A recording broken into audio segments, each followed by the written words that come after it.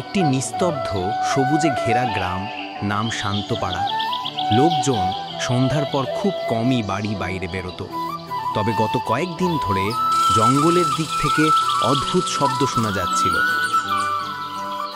এক সন্ধ্যায় চা দোকানে বসে কথা বলছিলেন হরিদাস কাকা আর গোপী।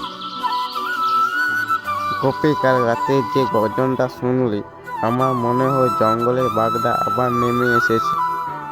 না কাকা, এমনটা হবে না, এতদিন তো আসে না। তাদের কথার মাঝেই দূরে কয়েকটা গরুর ছটফটানোর শব্দ ভেসে এলো। হরিদাস দ্রুত উঠে দাঁড়িয়ে, এই শব্দটা ভালো না। গরুগুলা কি রকম আওয়াজ করছে, চলো তো দেখে আসি।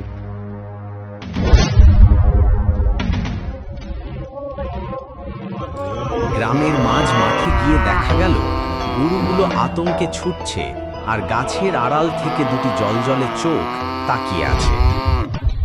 মহিলা কণ্ঠ, দূর থেকে চিৎকার, ওই যে, ওটাই তো বাঘ, সবাই ঘরে ঢুকে যাও। লোকজন দৌড়ে বাড়ির ভেতরে ঢুকে দরজা বন্ধ করে দেয়।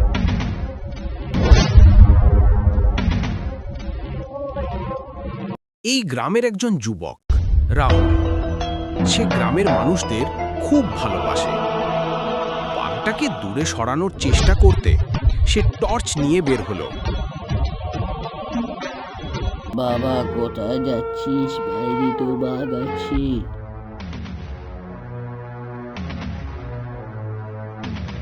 মা, সবাই ভয় পেয়ে আছে। কেউ না বেরোলে গ্রামটা বিপদের মুখে পড়বে যে।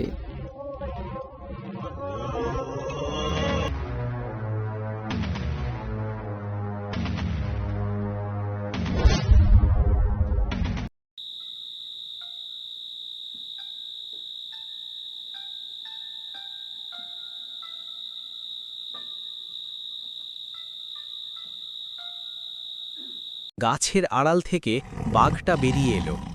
দেহটা বিশাল, চোখ দুটো জ্বলছে, কিন্তু রাহুল টর্চের আলো সরাসরি তার চোখে ফেলল। হাট পেছিয়ে যায়, এটা তো জঙ্গল না, এটা আমাদের গ্রাম। বাঘটা গর্জন করলেও আলো দেখে একটু থমকে গেল। এ সময় গ্রামের আরও কয়েকজন এগিয়ে এলো, হাতে লাঠি আর মশাল নিয়ে।